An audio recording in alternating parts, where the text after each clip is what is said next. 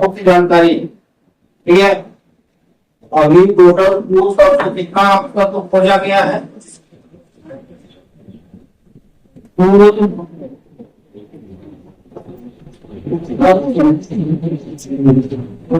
गए हैं।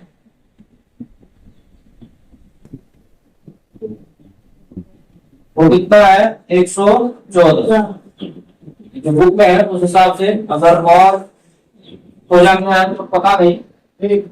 लेकिन जो बुक में दिया हुआ है वो अंतर 114 तो खोजा गया, इससे पहले 30 तक तो खोजा गया था। अब ये तो 114 तक तो है जर्मन रासायनिक, ठीक है, जिसका नाम था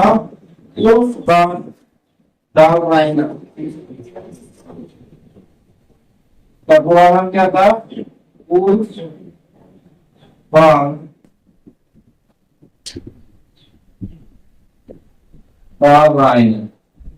ठीक है ना।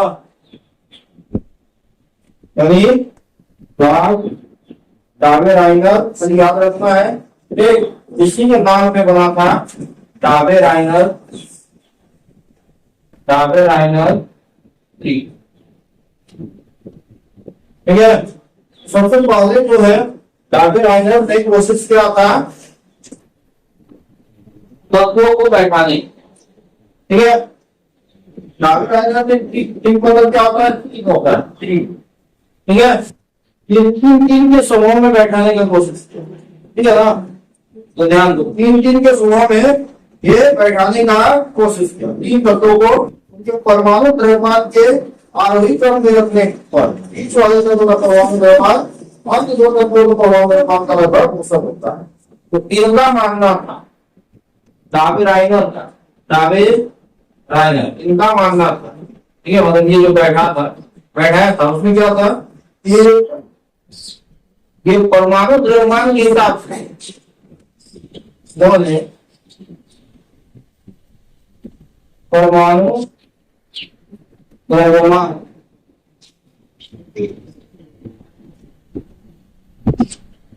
के हिसाब से तत्वों को आरोही क्रम में तीन की श्रेणी में बैठा है, इसमें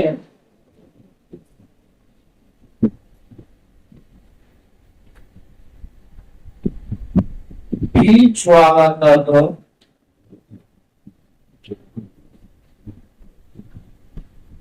अन्य दो तत्वों के औसत के बराबर है, ठीक। मतलब इन्होंने जो ठीक बनाया, ये उसमें क्या होता था कि जो तत्व था, जैसे क्या एग्जाम्पल देते हैं तब समझ में आए। हम यहाँ पर एक एन है, पी है और क्या है, ये लंब है तीन पर। तो एम नाइट्रोजन, इसका द्रव्यमान 14 है, इसका 31 है और इसका कितना है 74.9, ठीक। अगर हम लोग इसको जोड़ेंगे और 2 से भाग देंगे तो सब कैसे निकालते हैं, जितना संख्या है उसको जोड़ते हैं और जितना संख्या नंबर ऑफ संख्या जो होता है उससे भाग दे देते हैं, उससे वो सब निकलता है। इन दोनों को जोड़ के 2 से भाग दे देंगे तो ये आ जाएगा लगभग में, ठीक है ना, इसके आसपास, लगभग मतलब इसके आसपास। तो देखो इसको जोड़ देते हैं 74.9 और 14 जोड़ देंगे 88.9, इसको 2 से भाग दे दो, ठीक है। लिथियम, सोडियम और पोटेशियम को लेते हैं, ठीक है ना। लिथियम लेते हैं, सोडियम लेते हैं और पोटेशियम लेते हैं, क्या होता है पोटेशियम का 6.9 है, इसका कितना 23 है, इसका कितना 40। अब इन दोनों को जोड़ेंगे तो इसके बराबर आएगा। देखो यानी इसको जोड़ते हैं तो 39 प्लस 6.9 जोड़ देंगे, 9 हो गया, 9 से 15 45.9, 2 से भाग दे दो क्योंकि 2 का है, 2 दूनी 4, फिर 2 दूनी 4, 1 2 9 18 यानी 22.9 लगभग 23 के आसपास में आ रहा है ना। तो ये इस तरह से इसको इसने जो डालमिया था इसका मानना था कि जो भी तत्व है, ठीक है, उस तत्व का जो परमाणु द्रव्यमान है उसको बैठा दो और तीन तीन के ग्रुप में बैठा उसको, ठीक है। और जब उसको तीन तीन के ग्रुप में आरोहित में बैठाएंगे, जो पहला वाला जो दूसरा वाला तत्व है उसको पहला हम जोड़ देंगे और 2 से भाग दे देंगे, तो जो बीच वाला तत्व है उसके बराबर लगभग उसके बराबर आ जाएगा द्रव्यमान, ठीक है। ऐसा इनका मानना। लेकिन यहीं पर हम लोग पहले जब किए उसमें आया नहीं है, उसको जब कर देंगे तो वो तो हुआ नहीं, ठीक है। फिर हम लोग आगे पढ़ेंगे कि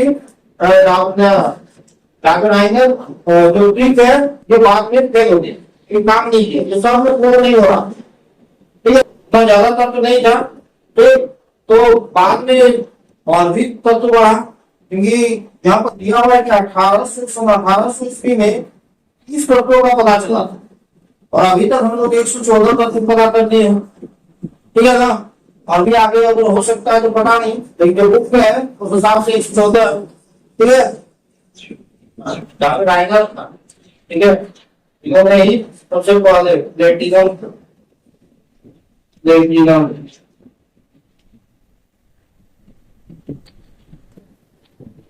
प्लेटिनम को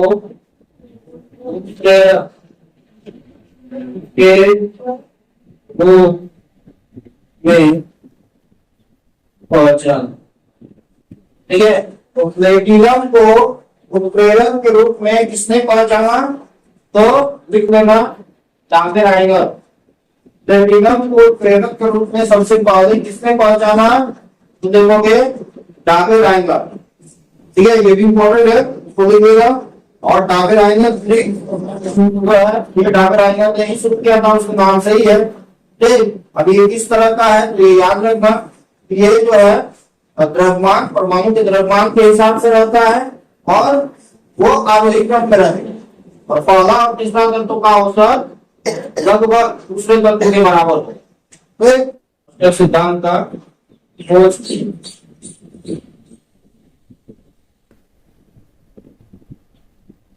इसलिए इसको न्यूलैंड्स का औसत सिद्धांत कहते हैं। 1866 ईस्वी, ठीक है। 1866 ईस्वी में वैज्ञानिक जॉन न्यूलैंड ने क्या तत्वों को परमाणु द्रव्यमान के आधार पर व्यवस्थित किया। इन्होंने भी परमाणु द्रव्यमान के आधार पर ही परमाणु द्रव्यमान के आधार पर ही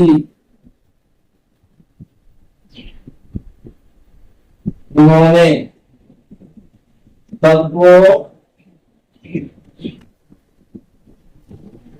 को व्यवस्थित किया, ठीक है। तो इससे पहले जो डार्विनियर था वो भी देख रहे हो आण्विक क्रम में क्या था और परमाणु द्रव्यमान के आधार पर क्या था। इन्होंने भी 1866 में परमाणु द्रव्यमान के आधार पर भी तत्वों को व्यवस्थित किया। लेकिन उस टाइम तत्व ज्यादा हो गया था, उस टाइम टोटल कितना तत्व हो गया था, 56 तत्व हो गया, ठीक है। और इस टाइम कम था, दिखा भी नहीं कितना, लेकिन कम था। इसके टाइम का तो जो है बढ़ के 56 हो गया। तो इन्होंने जो पहला तत्व बैठाया था, पहला तत्व जिसको इन्होंने अपने अष्टक सिद्धांत में पहला नंबर पे जिस तत्व को बैठाया था उसका नाम था हाइड्रोजन, ठीक है। पहला तत्व का नाम क्या था, हाइड्रोजन, ठीक है। और इन्होंने जो अंतिम तत्व यानी 56वां जो तत्व था अंतिम था वो उस टाइम 56 तत्व आया था। तो अंतिम तत्व का नाम क्या था वो बात लिखिए, ठीक है। पाया प्रत्येक आठवें तत्व का गुणधर्म इन्होंने क्या पाया कि प्रत्येक आठवें तत्व का गुणधर्म पहले तत्व के गुणधर्म के समान है। इन्होंने इसकी तुलना संगीत के अष्टक से की और इसलिए इन्होंने इसे अष्टक का सिद्धांत दिया। इसे न्यूलैंड का अष्टक सिद्धांत के नाम से जाना जाता है। न्यूलैंड के अष्टक में लिथियम और सोडियम के गुणधर्म समान है। सोडियम लिथियम के बाद आठवां तत्व है। इसी तरह बेरिलियम और मैग्नीशियम में अधिक समानता। न्यूलैंड के अष्टक के मूल का एक सामने यहाँ पर दिया हुआ है। ठीक है, तो न्यूलैंड ने क्या किया कि हम लोग जानते हैं कि जो संगीत होता है, संगीत में 8 शब्द होगा। सा रे गा मा पा दा नी, इसके बाद फिर सा ही आ जाए। ये 7 देख रहे हो, 1 2 3 4 5 6 7, उसके बाद सा, फिर सा था सा रे गा मा पा दा नी सा, सा आ गया फिर से। तो इन्होंने इसको पकड़ के यानी संगीत का जो सुर है, याद को है टोटल है कि नहीं, यहाँ पहला वाला और फिर यहाँ 8वां वाला देखो सेम फिर हो जा रहा है। ठीक है, तो इन्होंने भी उसी तरह सोचा और उसी तरह अष्टक सिद्धांत यानी 8 को किया, यानी 7 को ऐसा तत्व था। ठीक है, 7 तत्व को बैठाया, उसके बाद जो 8वां तत्व होगा वो पहले तत्व के ही बराबर हो, इस तरह तत्व को बैठाया। ठीक है,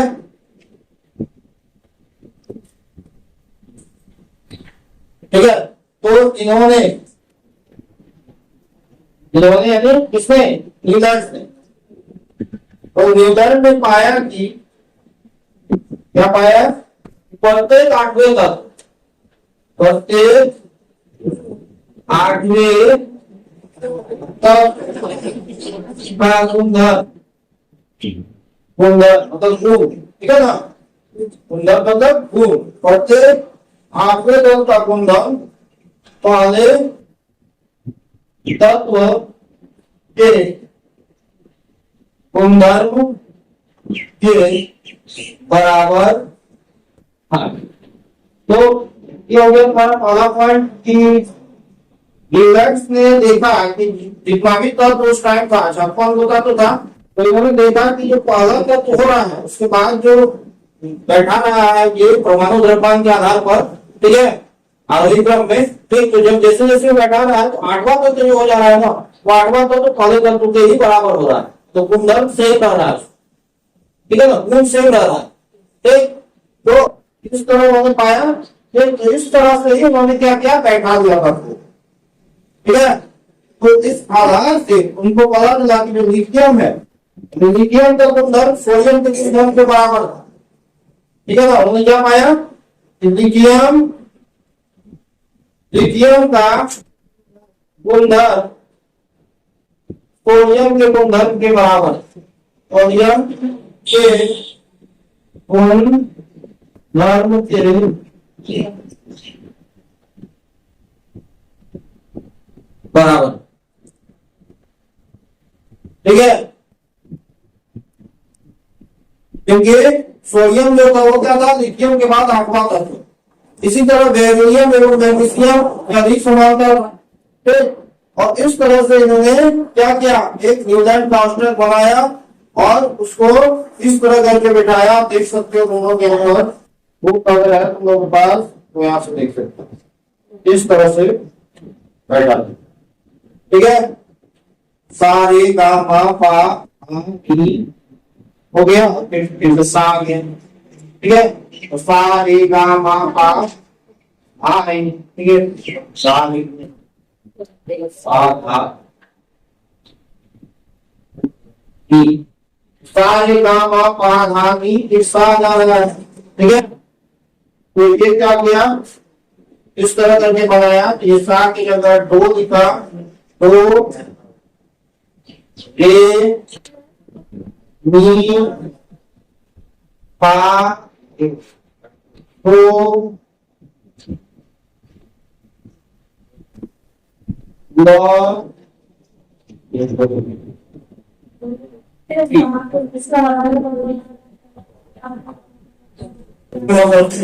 ठीक है ना, इसको ये आसान है।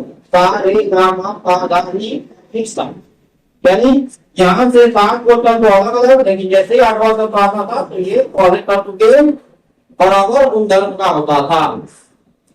ठीक है, यहाँ पर तो हम लोग अष्टक का सिद्धांत पढ़े, तो हम लोग अष्टक के सिद्धांत में क्या सीखे, अष्टक मतलब 8 होता है। ठीक है, तो न्यूटन अष्टक सिद्धांत में ये बताया गया कि सबसे पहले तो ये परमाणु द्रव्यमान के आधार पर ही रखा, जैसे डार्विन हाइनर ने रखा था उसी तरह रखा। जो डार्विन हाइनर था उन्होंने क्या किया था, तीन तीन के ग्रुप में रखा था और ये 8 के ग्रुप में रखा। इन्होंने भी आवधिक क्रम में ही रखा और वो भी आवधिक क्रम में ही रखते थे। ठीक है, लेकिन वो 3 के ग्रुप में रखे थे और ये 8 के ग्रुप। ठीक है ना, तो इसका 8 के ग्रुप में था क्या, इसका जो पहला वाला था वो 8वां वाला था तो सब मैच कर जाता। ठीक है, ऐसा इनका मानना था। देखिए इसकी कुछ सीमाएं थी, जो क्वेश्चन में आता है, पूछता है वो बेटा की ये 5वां चैप्टर है, इससे क्वेश्चन कम आता है, एक इसे लॉन्ग आंसर क्वेश्चन ज्यादा है।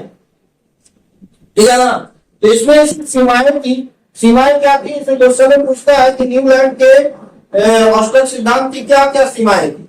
तो न्यूलैंड के तुम लोग इस तरह पॉइंट बनाकर लिख सकते हो कि न्यूलैंड के अष्टक सिद्धांत की सीमाएं थी। पहला तो ये था कि ये कैल्शियम कक्षीय नियम लागू होता है। ठीक है, कैल्शियम तक जो है उतना कक्षीय नियम लागू होता था, उसके बाद ये लागू नहीं होता था पहला। दूसरा ये था कि जो न्यूटन थे उसका मानना था कि दुनिया में केवल 56 ही तत्व है, हम आगे तत्व और होगा ना। ठीक है, उसके लिए वो जगह नहीं रखते थे कि अगर आगे तत्व और हो गया तो क्या होगा। ठीक है, तो वो बीच के लिए 56 तत्व और आगे नहीं हो। ठीक है, तो फिर बाद में तो बढ़ गया इसको तो दोनों तत्व। ठीक है, तो 56 तत्व इस दुनिया में है, जो कि बाद में तत्व की संख्या में वृद्धि हुई, ये हम लिख सकते हैं। तीसरा है कि अपने सामने में इन्होंने 2 तत्व को एक साथ रख दिया। अगर तुम लोग बुक देखोगे तो देखना उसका जो सारणी है दिखाई होगी, तो उसमें क्या है कि कुछ ऐसे तत्व जो अपने एक साथ रखा गया तत्व, जबकि उसका जो गुण है ना वो मिल नहीं रहा है, असमान गुण वाला है। जबकि कुछ तत्व ऐसे हैं जिसका गुण समान है लेकिन उसको दूर दूर रखा गया। ठीक है, ये सभी क्या है, इसकी खामियां है, कमियां है, इसकी लिमिटेशन है, सीमाएं हैं। ठीक है ना, तो ये था अष्टक सिद्धांत का सीमा। ठीक है, मतलब कमियां था। एक तो ये पूछेगा तुम लोगों से क्या कमियां, उसको लिखो।